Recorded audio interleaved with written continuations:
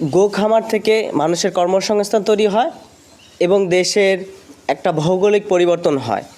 দেশের যেমন ভৌগোলিক পরিবর্তন হয় তেমনি দেশের অর্থনৈতিক উন্নয়নের পরিবর্তন হয়।